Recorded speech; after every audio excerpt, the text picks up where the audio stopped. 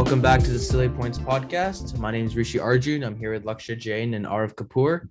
Our regular host is missing for the night, so I'll be taking over as the main host. We're going to be covering the India South Africa ODI series, where South Africa successfully swept the tour by winning the series 3-0.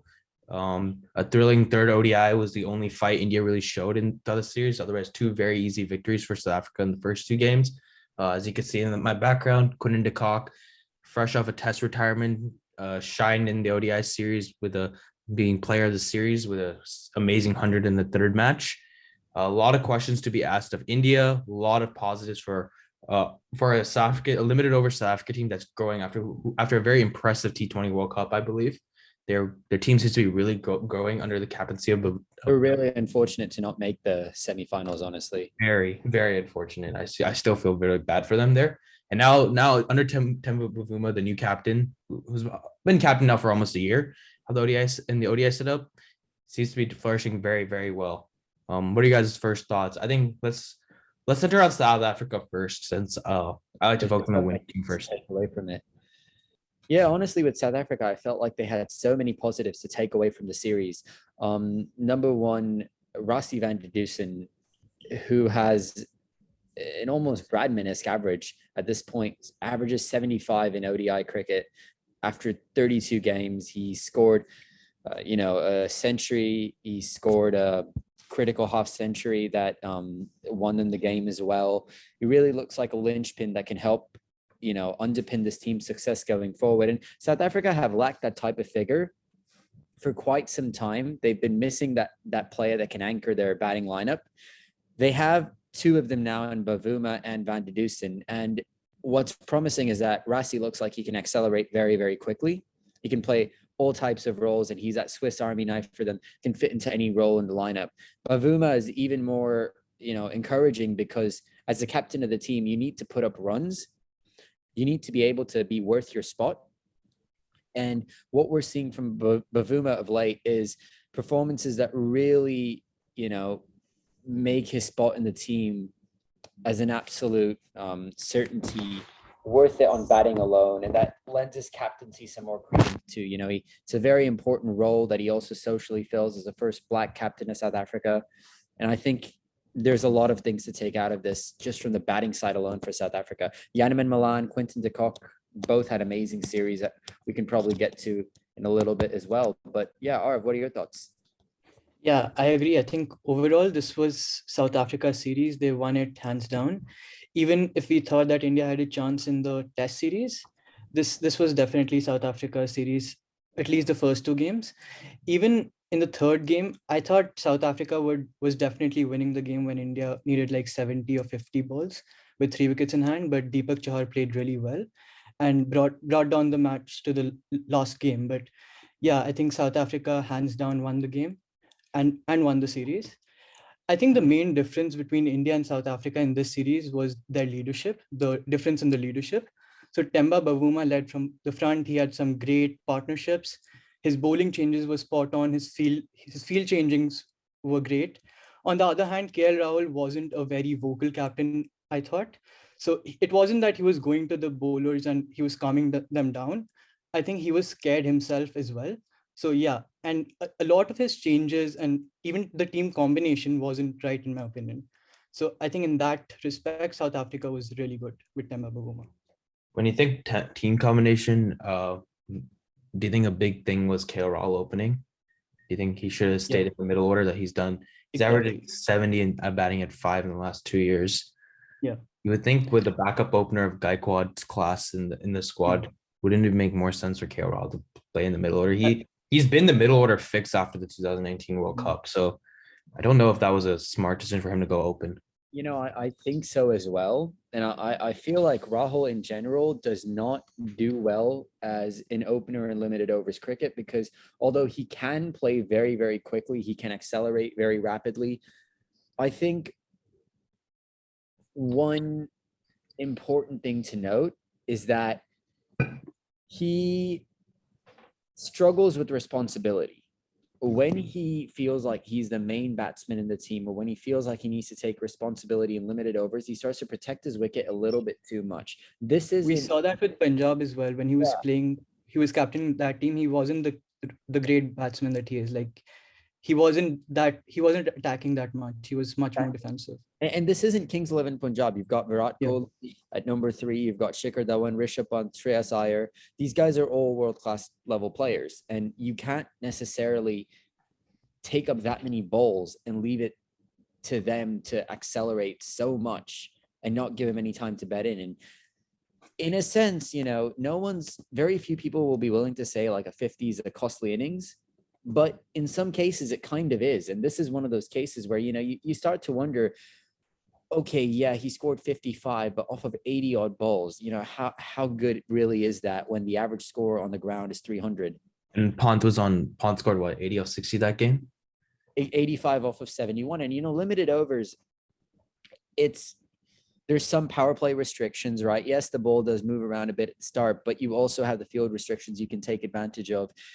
You can't keep burning, you can't keep burning deliveries at the top. And I think Rahul is just a better player when he just gets it up, right? Which he does at 5. Yeah, and you can't burn deliveries too when it's not Rabada bowling the power play, it's Aiden Markram. I think I think first off, I think the biggest point of difference was the spin attacks. I don't think there's been a lot of cases in history where you'll say Indian spinners were outspun by South African spinners, but Keshav Maharaj, Tabraj Shamsi, and the part-time center of Aiden Markram outbowled Ashwin and Chahal and then Giant Yadav 2 in the third game. And bringing Aiden Markram to bowl was a great captaincy decision from Bavuma. It was a good captaincy decision, but it was complemented by some very poor Indian batting. I think the fact that KL was not when you have an off spinner bowling in the power play, usually it's to counterattack a left-hander. It's not Dhawan's job to take down the off spinner. It should be the right-hander's job to take down the off spinner. KL Rahul wasn't doing that in that second ODI, and then Dhawan was forced to take that role and got caught in the deep. You can't let Aiden Markram have figures of 5 over 17 in the power play, especially in South African conditions. It's not, the ball's not spinning that much, right? I mean, it might have spun later on in the innings, especially with Keshav and Tabraj Shamsi, who are more quality spinners, one with the older ball, but with a new ball. The India's playing of Markram set up some really poor innings, I think, from a batting perspective. But I also think Keshav Maharaj is really coming into his own too as a limited over spinner. We saw he had a very limited role in the Test series, but I think because in limited overs, finger spin tends to be the inferior species compared to wrist spin due to the lack of being able to spin the ball both ways. But if you're able to hold the end tight and still spin it enough one way, you can still be very effective. We've seen this with Jadeja, Mitchell Center. I think Keshav Maharaj is slowly getting into this role as well as he's becoming a full-time spinner for the limited overs team. And I think in this series, while he never picked up a bag of wickets, he did get Dhawan and Kohli out in the first game, both when they were close to making 100, when they were set for big hundreds. But he's kept his economy under 4, I think, all 3 games, or at least under 5. So I think he was a big point of difference. And if you look at Ashwin's comeback, he didn't have really any wicket-taking threat, and he still went over 5 and over. Chahal still remains fairly inconsistent. So I think the spin was a big, big difference. I think Indian fast bowlers are all right. I think Bumrah was pretty good. I think Chahar was good. I think it's worth taking a pause and just thinking about how bizarre it is that we're all saying the Indian pacers are better than the South African pacers, but the Indian spinners are getting outspun by the South Africans. It's just incredible for me to even fathom that sentence being said, especially as someone who grew up watching, Zahir Khan was great, yes, but our second best seamer at times was RP Singh, and then there were the dark days where it was Praveen Kumar. People like Munaf Patel, Vinay Kumar. It's just, where do you get these guys? And the fact that India has pacers that can go toe-to-toe with the South Africans at the same pace is genuinely incredible to me. And I think it's a bit of a pity that, we don't get to see Indian spin at the level that we've historically seen it at, even in one days. I think India is really missing Ravi Jadeja here. I think he could really add a point of balance. But I think more than that, this entire run of form for Yuzvendra Chahal has gone on for a bit too long. And I think it's time that the Indian selectors maybe start looking elsewhere for a little bit just to see, what else do they have? Is it Are you waiting for Washington Sundar to recover and then put him in? Or are you waiting to find some other better spinners? And if so, who do you have? Because Kuldeep Yadav has been borderline unselectable based on his performances for a while now. So who do you India take? did start looking at Rahul Chahar instead of Yuzvendra Chahal, and he was selected ahead of him in the T20 World Cup as well. But he only played one game, and that too against Namibia. It wasn't a great game, but that doesn't mean that the selectors would remove him, in my opinion. But And then he wasn't even in the why take him 15-man if you don't squad for play him? this South Africa series. And why would you take him if you don't play him? Yeah, exactly. Well, here's the thing. I think first, I think about so Jahal was dropped, right? He wasn't picked in the T20 World Cup, and I think he had an excellent second half of the IPO. And then I don't know if you guys remember the 2000. I think a lot of the reason he might be got in the first choice is Jahal and Kuldeep have excellent records against South Africa. I don't know if y'all remember the 2018 series, which by the way, is India's only bilateral series victory in South Africa. So we should take into account it's not very easy for India to win in series in South Africa in ODI cricket as well as Tests. So that's their only series victory. And if you remember, Kuldeep and Chahal were just playing South African batsmen in that series. I mean, I think both of them ended up with like 18 and 15 wickets each. So I actually expected Chahal to do very well in the series because he also in the 2019 World Cup, he also destroyed him and Kuldeep also destroyed the South African middle order too. So I think it says a lot about South African team that they've become a bit better at playing the spin off Chahal and Kuldeep's quality. Or Chahal Kuldeep didn't play the series, obviously. So I don't know if Chahal bowled that bad. I think he still was the better. I don't think he bowled that well. I think the South African batting was good. I'm not going to lie. Rassie van der Dusen, Temba Bavuma definitely had some great innings. And Quinton de Kock really put on a clinic and showed us what type of a batsman he is, the type of class that he has. But it wasn't exceptional bowling. The lengths were a bit questionable at times. The strategy was a bit strange. I don't think that this is the type of performance where you can conclusively say, oh, yeah, we bowled fine. It was the batting that was really the anyone. Well, here's the thing. I saw the Cricket articles say that India. So, it's the 2019 World Cup. India have actually lost quite a lot. So between 2017 when Kohli was assigned captaincy and the 2019 World Cup, India lost one ODI series. That was against a peak England team in 2018, and it was a very close series as well. Since the 2019 World Cup, they've been clean sweep by New Zealand. They lost to Australia 2-1, and now they've been clean sweep by South Africa. All three countries they had beaten before the 2019 World Cup very easy in bilateral series in their own country. So one thing that's noticeable. So there's gonna be two factors of why I think this could be the case. So one, which pointed out by Cricinfo, is the lack of new ball wickets in the first 10 overs. Teams are now not looking to attack Jasprit Bumrah even in the power play. You'll see his figures tend to be a lot better economically than the other bowlers, but his wicket taking ability is lowering and his average has gone up to around 30-ish in this time period. And a reason they could do that is they're able to attack on the other end. Bhuvi did not have a good series, and he didn't have a good T20 World Cup either. And it doesn't seem like Bhuvi is fully recovered from injury. He doesn't seem to be the same bowler he was before the 2019 World Cup. All their alternatives they used Deepak Chahar, who bowled pretty well, I think, the third ODI, and I think he's someone who could be looked in, especially because he offers that batting depth. But then you're also playing Shardul Thakur, who's very expensive with the ball, but because of India's middle order issue and the lack of an all-rounder like Hardik Pandya, they've been playing Shardul Thakur because, as you can see, he's contributing very valuable runs and a 50 not out and a 40 not out in this innings, right? So I think that's another thing. These guys, we're talking about Chahal. I think one factor was, if you guys remember, against South Africa in 2018 and 2019 World Cup, Bumrah got early wickets, so they were bowling to new batsmen who weren't established at the crease, middle order. Right now, they're bowling to batsmen who are on 50 plus, 70. Temba Bavuma is fully set. De Kock is fully set, and that gives them a lot more confidence to take down a bowler of Chahal's quality. So I think we might have overstated about India's fast bowling. I think the fast bowling has not been great either for India, and the fact they're lacking new ball wickets is overflowing into the middle overs as well, where they're able to attack the spinners freely because they're set on 30, 40, 50 plus scores already instead of 0-10 like they were before the 2019 World Cup. Another factor, I think, I think this is something India should be concerned about, because it's in a country like that has so many cricketers, you shouldn't have to rely on one batsman so much. But I listed 3 series, right, that they have played in the 2019 World Cup.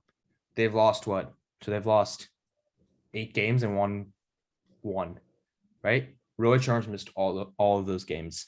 So I think the over reliance on Rohit Sharma at the top of the order, especially to set up big scores with the big hundred, is being exposed by his injury here, where he's missing. It is.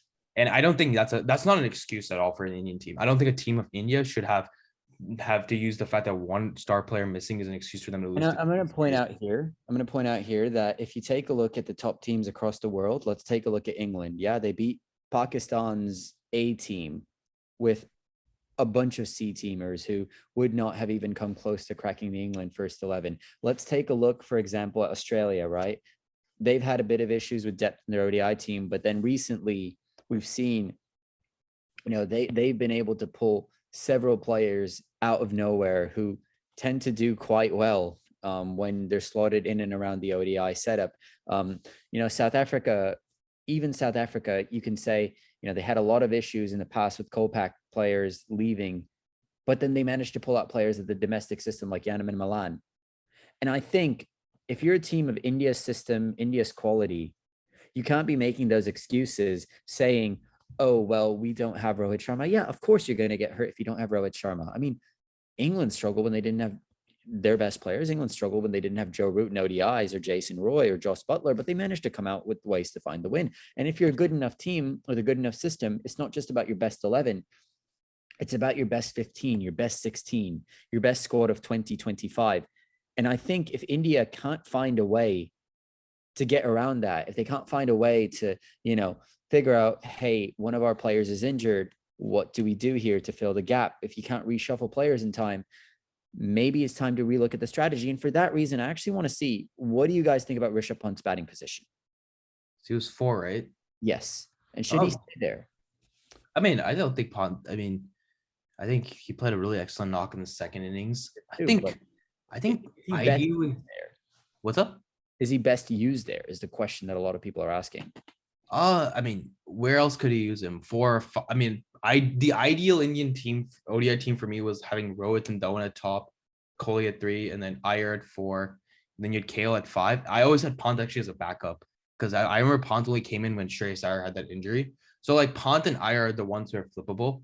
I would have said Rishabh should be 6 or 5. And I think at 5 or 6, he's a really, really good player because he has a range of shots that nobody else has. But number 4 is the toughest role to bat in ODIs of late.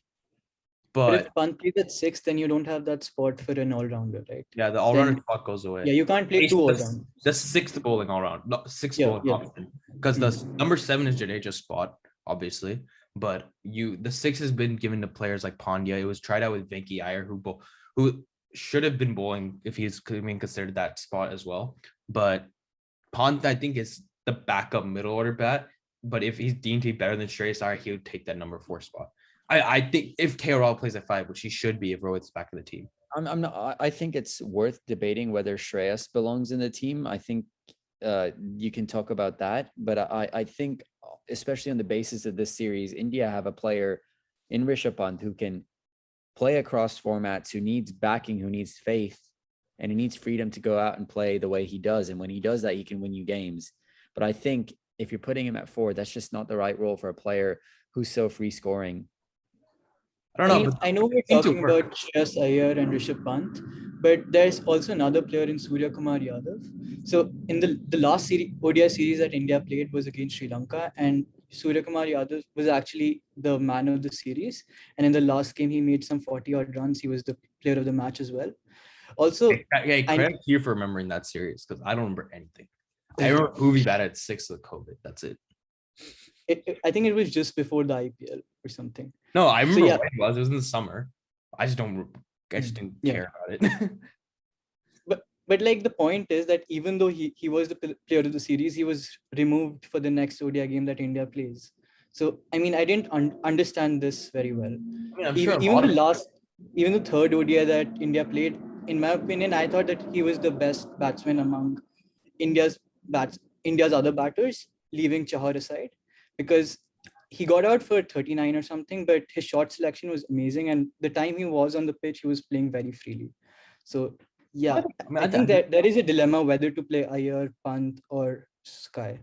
I think all 3 of them can bat at 4. I do think KL has the 5 slot five spot on lock. I mean, he was averaging, his numbers were crazy when he was batting at 5 in the last 3-4 years. I don't think that spot should be even up for debate. I think Ayers put in good performances. Before he was very unlucky to get injured because he was on top of his game at that time as well. So I don't think there's an issue with having Ayers the incumbent 4. I think I think Pond might be batted 4 as a strategy purpose, being to counteract the 2 left arm spinners that South Africa had. And I mean, it seemed to work in one game, right? He scored the 80 of 70. So I think you got to be a little flexible with batting positions. In ODI cricket, you can't say I can't bat at 4. Be like I have to bat at 5 or 6. It's not a really big difference. I think in ODI cricket, you're going to come out most likely playing spin, batting at those 3 positions anyways, because 95% of the times, Kohli, Dhawan, Rohit will give you some form of platform. They're not usually going to get out early unless you're playing New Zealand in the semifinal. I think it makes a difference. And I'll point you to England's example of Joss Buttler. Yes, Jason Roy, Johnny Bairstow aren't the type that will consume as many balls. But if you look at, England's top 4, you have Jason Roy, Johnny Bairstow, Owen Morgan, Joe Root, and Owen Morgan. By the time Joss Buttler, Ben Stokes get in, is typically the 30th over or so, 30th, 35th.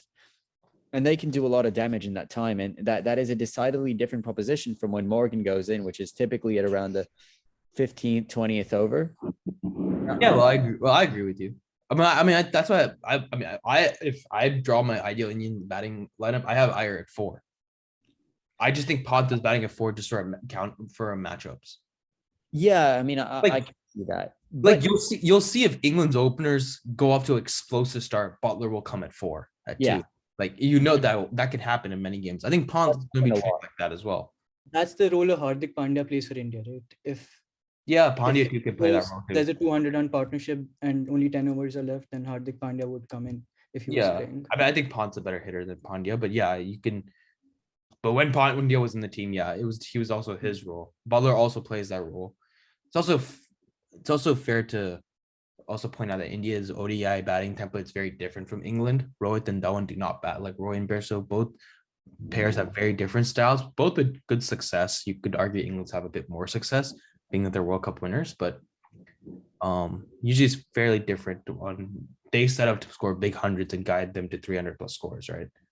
Also, what do you guys think about Dhawan being in the team? I know he played well this series. He had 270s. Never had a problem. I don't even think it's a debate. I don't. Never had a problem. Never should have been dropped from T20s. We're still one of India's best batsmen. You can clearly tell from this series. I don't know why people forget about him. He's an ODI legend for India, and that's it. I don't think it's a debate. I think he's a player of class. I think India tends to forget that because he's not as stylish, say, as some of the other players. He's not as big of a name anymore as he used to be. But I think it's just a classic case of overthinking when people try to drop him. I definitely agree that he's an ODI legend, but if you're being real, he's like 35, 36. The maximum he's going to play is till the 23 World Cup.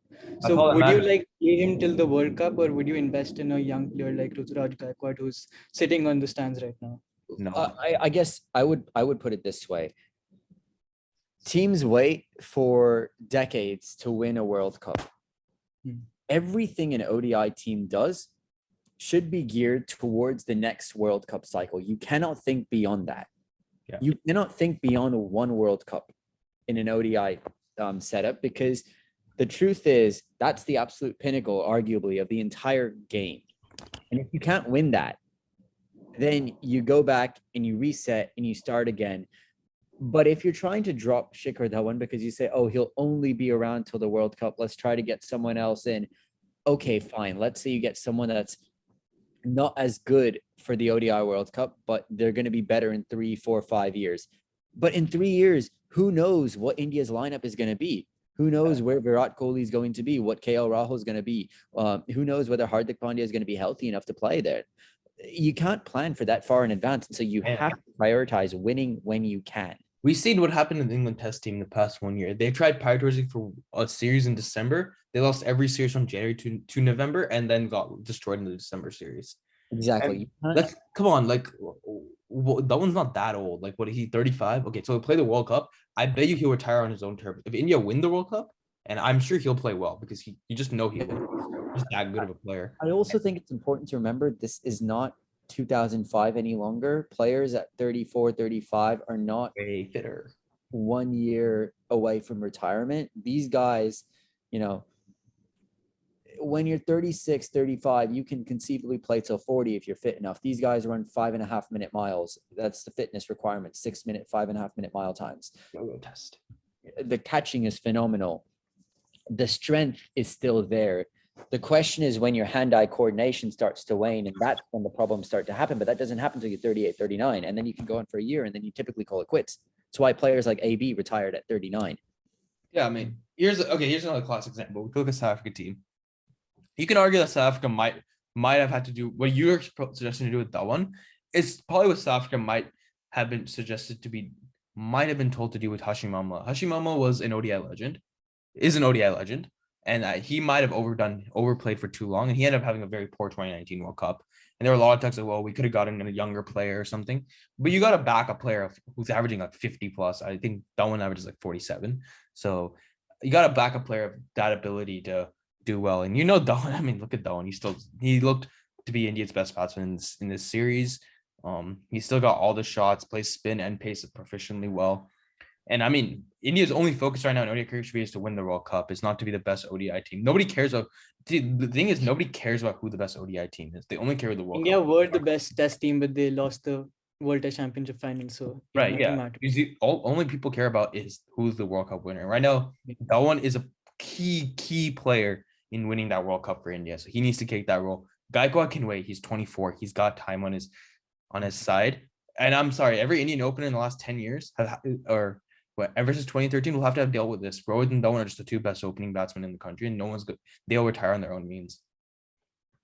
And I'm sure their retirement's not too far away, but either of them due to their injury issues. I'm sure they are getting old. You can definitely tell by the amount of injuries they have.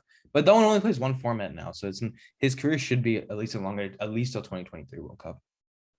I think a more important player to talk about now for the Indian team is the pace bowling rounder. They've tried Venki Iyer. We should also talk about Charlotte Thakur, Deepak Chahar, these bowlers who are providing crucial runs. There's a big issue of whether India needs a bowler in their top seven because they're not having a sixth bowling option.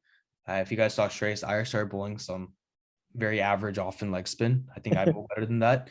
I remember they had the same issue against Australia in 2020 before the Border Gavaskar, and then Mayank Agarwal came and rolled his arm over. Again, I bowl better off spin than whatever he was bowling. So that's another thing. India might be lacking an not an all-rounder, at least a batting all-rounder in their top six. All their players are either pure batsmen or keepers. And that's one thing. They tried Venki Iyer. I don't think Venki Iyer has the bowling quality of an international player. Even with Venki Iyer, I don't think you should be in the Indian team either. I think if you're picking him, you have a serious problem of depth, is what I would say. Yeah, same. This is like a Shivam Dubey pick. Especially after just 6 matches in the IPL, if you're picking him right into the squad, that's a big question. Seriously, no. Also, like you're picking a dude who opened the batting in the IPL for half a season. You're picking him at 5, and then now you're expecting him to do well at 6 in the ODI team when you've got a weight of options who have done well in IPL as well and other trophies like Vijay Hazare and all and Syed Mushtaq Ali trophies. I think that was a bad pick. I said this was a bad pick before. I never got the hype behind Venki Iyer. Based on what I've seen of his batting, it seems to be rather one-dimensional. I have the same issue with Ishan Kishan, the way they bat. I think he needs to be given a little more. Ishan is a little bit more explosive than Venkatesh Iyer is. And a bit more consistent also. Yeah, I don't think you can compare the two in anything except for style because I just have a problem with some of the shots, the way they score. Yeah, maybe. Require a lot about like playing across the line. If we just said you have to construct an ideal 5, 6, 7 for India, it sounds like you would have Hardik Pandya, Ravi Jadeja at 6 and 7, and at 5 you'd have either Rahul or Rishabh Pant, depending on whatever it is. But let's say Hardik Pandya doesn't get healthy. Jadeja is 34. I don't think there's any question about his longevity. So let's say he's still available. Who would you have? I mean, you have to look. See, the tricky thing is Charlotte Thakur I think offers almost the same batting runs as Pandya does. But No, if you're batting, he can't accelerate nearly as much, and that's the important part. It's not just about runs; it's about how quickly can you accelerate. Hardik Pandya is one of the fastest accelerators and biggest six hitters in world cricket. I mean, even if there's 80 for 6, you would expect Hardik Pandya to take India to about 200. But I don't think you'd expect Shardul Thakur to do something like that. I don't know. I'm not suggesting Shardul Thakur is the option, but I think. See, I'm looking at the test format. India have already looked at Shardul Thakur, or India already are going to have Shardul Thakur as their number 1 test all-rounder over Pandya. I'm trying to see if they might now start looking at ODIs too, because he did score some runs. But the problem is Shardul Thakur also the runs he scores, he also concedes in his bowling. He's not. I don't think you don't want him to be playing as a top 3 pacer. He's a fourth bowler. He's an ideal fourth bowler, but you can't have a fourth bowler batting. You can't have a fourth bowler in your bottom 4, right? Because then you lose the second spinner spot. Yeah. So that makes his position a little weird. Like either he bowls 10 overs because he's the same number of runs he gives to the team with his batting, or he bats at like 6-7. If he bats at 6-7, you want a little bit more versatility in his batting, though. So why not have Jadeja at 6 and then him at 7? Right, and we've agreed that Jadeja is probably is a very, very good batsman. His ODI stats are also very good batting wise too in the last 3-4 years. He does have this. I think he's a better batsman than Hardik Pandya at the moment. So make an argument for that. I think Hardik is more deadly, more devastating, but I think in consistency wise, you can certainly make that argument. Yeah, I would personally say, I think Jadeja at 6 is good. I think you could make an argument for Shardul at 7. I just think you need to see a little bit more of his batting for a little bit longer. There are other options. There are other pace bowling honors that really excite you to the Indian quality. Like, because Venki Iyer is not a pace bowling all-rounder. That's all I'll tell you. He's not. And I don't think India has too many better options. One thing, of course, you could try for is you could look to see if you can get a spin bowling all-rounder there and then just pick pacers all throughout the rest. 3 specialist pacers. Exactly. Okay, that one was loud. The problem is, okay, there's like an echo now. Okay, say something. Lakshya, say something. Hello? All right, all good. Ignore. Let's start again. The problem with India's 3 specialist pacers approach is that none of those pacers can really bat very well. And that's but ability. You need in an ODI team, you have to pick a batting lineup of 8. If you're relying on 9, 10, 11 to score runs at ODI. And I don't think India ever will have that problem, especially if when they get Rohit, Dhawan, Kohli, those guys will bat. They'll bat for a long period of time. You can look at something like a Washington Sundar at 7, maybe. Are there other spin bowling? You're looking at Washington Sundar. I mean, Ashwin also gives the same level of batting, and I think he's a better bowler than Sundar. Yeah, see, my problem is I don't want 2 fingers. I don't think you should have 2 finger spinners in an ODI team. It's 2022. You're just set up for 20 overs. It's a disaster. How about the prospect of playing both Shardul Thakur and Chahar just for their batting and bowling skills? Because see, Bhuvneshwar Kumar is not performing with the ball. So would you continue with him, or would you rather have someone like a Deepak? No, I like the aspect of Chahar with the new ball. I definitely think so. I think he has a lot of work to do on other levels of his bowling skills. But he does do the tough overs for CSK as well. He does bowl in the depth a bit.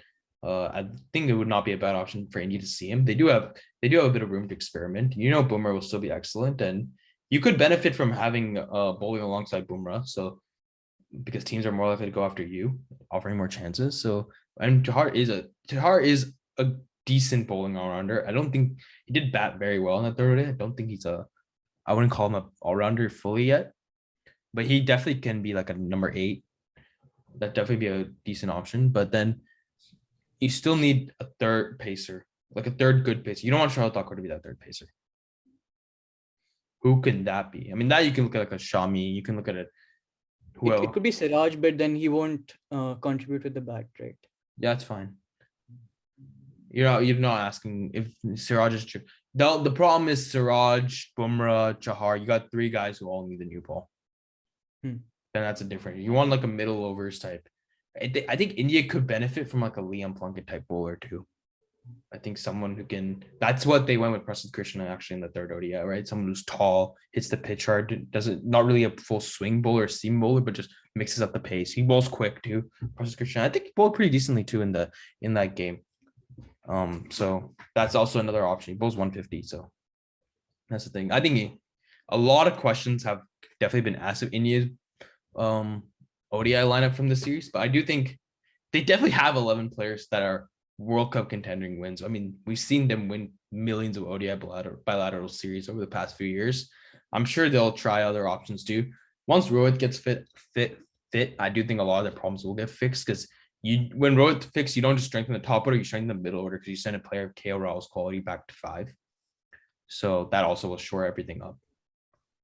I don't think India as have that many concerns as we might be pointing out, though. I think Shastri said it himself, he's not that worried either. I know he's not the coach anymore, but I agreed with him on that statement. So yeah. Yeah, I think India just lost one ODI series, and that also in a different country. It wasn't that they lost the home series. So it's definitely not a big issue.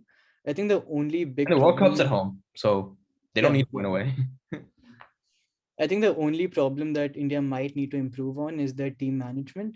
So even as an example, so Venki Iyer played that first ODI, and I would have thought that he's playing at that position because he's going to bowl a few overs. I know he's not a great bowler and all of that, but Yeah. since Shardul Thakur and Bhuvi, both of them weren't really performing well and they were not economical, I thought he'll bowl at least 2-3 overs, but Rahul didn't do that. And I think that's where someone like a Rahul Dravid should come in, and he should guide the stand-in captain as to what to do on the field. So yeah, I think when Rohit comes, this will definitely improve. But The captain. Rahul Dravid could have helped out as well. Yeah, I don't rate KL Raul as a captain either. I don't think I forgot to mention it. You guys, I don't rate him as a captain either. But I don't think that'd be an issue. I have this terrible feeling that he's going to be made the vice captain across formats, and I am not looking forward to it. But I personally think India have many better options for leadership than that. But yeah, I mean, the number one thing with the vice captain is you have to have your spot in the team guaranteed. You can at least make the case that with Rahul, he's the keeper, right? So yeah, I mean, he's got his spot locked down across formats, right? There's no argument for dropping him in tests, none in ODIs, none in T20s, really. So where's Ashwin's future in the ODI game? We've seen him have good success on T20, but do you guys think he's a long-term fixture in ODI? He's not. See, in T20s, you can get away with being economical, right? In T20s, if you bowl 4 overs and you give away 28 runs, that's typically a huge success, even if you don't take too many wickets. Finger spinners, if you're smart about it, like Ashwin is, they can manage that. They're not too great at taking wickets, but if you're smart about the way you vary your lengths and your pace and your bounce, you can get away with that. ODIs, not really. Another thing is that the longer Ashwin plays in the white ball format, the lesser his longevity will be in the test format. So I think at some point in his career, he'll have to make a decision whether to become a test legend, which he already is, but he'll have to make a choice whether he wants to take 700 odd wickets or if he wants to play all the 3 formats. Is that really the case, though? I don't really think that's the case because if he doesn't play, he's still going to be playing full seasons of IPL. He'll still. He took anyways a 5-year break from these formats. Well, not a 5-year break. He was dropped for 5 years, and I mean, I still don't think it's really that time, and he was doing fine in test cricket. I mean, I don't want to judge Ashwin of 2 bad ODI games. I don't even think he bowled that bad in the first ODI. 1 for 50 is not that bad figures in today's game. So I don't think. I still think he has an ODI feature. I just don't think it's smart to play 2 finger spinners. And when Jadeja's back in the team, having him and Ashwin in the ODI side, I don't think is the smartest thing. I do think you need a leg spinner. And I think India should have one of the spots always reserved for a Chahar, Kuldeep, one of those guys. So I don't think Ashwin is done, but I don't know if his position will always solidify, but I would always keep him in the squads. Like pivoting to South Africa's bowling for a second, I felt like, we talk about the spinners a lot, but I think one of the underrated points was consistency of the pace bowlers. Actually, I thought that they did a very, very good support job. In particular, Ngidi, for example, really came in and did exactly the job that he was selected for. He wasn't necessarily the guy that took too many wickets across all the games. He took 5 and 3, which is a decent haul, but there's no 5-wicket, 6-wicket hauls there, but he's fairly economical, didn't really go for a lot, and took key wickets at the right times of key batsmen. And then you have Andy Felakwayo, who, all throughout, he didn't get to bat much, even though he's an all-rounder, but he really did chip in with critical wickets when necessary. And I think, especially a player like Felakwayo, he shows exactly what India lacks at the moment, a genuine pace bowling all-rounder who's worth a spot in the team as either a batsman or a bowler. Yeah, Felakwayo and Pretorius too. Pretorius also is a pace bowling runner, so both of those combined offers them two options that can also give you 15 to 20 overs combined with the ball. Felakwayo he has like a mixed history with South African fans. I think some of them he's termed quota pick at times I've seen, but I've always thought him to be a very effective cricketer. He's a good finisher with the bat. Bowls a lot of good slower balls, cutters. Doesn't have extreme pace, obviously, but he's a decent middle overs bowler. I won't lie. The South African bowling fast bowlers I don't seem to remember what they've done much in the series. It's their spinners who really, I think, were the stars. I think especially we already talked Maharaj, Shamsi. I'm still shocked why they tried to use Aiden Markham in the power play, and I'm still shocked that it worked. But that was definitely a huge factor in winning the series. Felakwayo, I think he also finished the game, right? Oh no, that was one thing I forgot. Also, Felakwayo also bowling with the keeper up too made him very effective too. And Quinton Cox stumping on Pont, I think, and then I think he had another one in the third. Yeah, I'm blacking on the batsman who it was. Top class keeping also helps make these medium pace bowlers a lot more effective than they are. So that was another factor too, because he also kept up for Pretorius as well. So yeah. Yeah, also credit to South Africa's bowlers, obviously the spin bowlers, but also the pace attack, because like Angidi was very good, but we know that Andrik Nokia wasn't playing, and he was definitely South Africa's second best bowler after Rabada. And before the series, I thought that there won't be any pacer who will be like a second fiddle to Rabada, and that'll be one weakness that South Africa will face. But I think credit to Angidi. He bowled with a lot of precision. He made the South African bowling attack look really good, and I think things went well for them on the day. Yeah. I know one thing disappointing is that the debutant Sisanda Magala did not have the greatest start to his career, but he's still young, and I'm sure he'll get into the game soon. He looks like he has some pace. He definitely rushed a couple of the Indian batsmen with some nice short balls. But yeah, the accuracy was not there on his side, and that could be an issue of nerves. Not enough to say much about him, but yeah. He also had a decent comeback after his first 3 overs. His first 3 overs, I think, went for 30 odd. Yeah. And after that, he was all right. Yeah, and he was a good factor in them winning that close game. That also was a good victory. The way they closed out that game, I think you could question the tail enders for India, Jahal's shot and even Bumrah's shot. But the way they closed it out was very professional, very into a team that that wants to win games and win them easily. And winning close games is very crucial for a team like South Africa, who do have a tag of being chokers, especially at world events. And it's good. It's probably good for them to win games like this instead of winning games quite easily. But yeah, I'm excited to see South African team. I've said about their test team, I was very excited after the series win. Now I'm excited to see them limited overs. I do have them as an underdog, dark horse pick for the World Cup coming at the end of the year, the T21. They were very unlucky to not make the semifinals last year. I think they might have been the third best team, I think, of the competition. So it's a very exciting time. And when they're led by this guy here, who could end up now being one of their best white ball players, now that he's also retired from Test, sky's the limit for them. So where do these teams go after this? India's going to play West Indies, right? And South Africa. India's going to Sri Lanka, right? I think first the West Indies are coming to India, and then it's just. I think South Africa have a test series in New Zealand. That is, and then I think there might be other formats too. Let me check quickly. South Africa versus it's a test series. So that will be a very, very exciting test series. I think that might be one of the most fun. Too bad it's a freaking 2 test series as always, but yeah. Any last points, boys, or should we wrap this up now? Wrap it up. Yeah, pretty long, I think, for a 3-match series, but there's always a lot of talking points to talk about with these two teams. Yeah. All right, thank you everyone for listening to our podcast. Hopefully more coming out. We will not be doing ratings for ODI series, or maybe for big test series, but we do have some more content hopefully dropping soon. So yeah, make sure to subscribe and share this with your friends.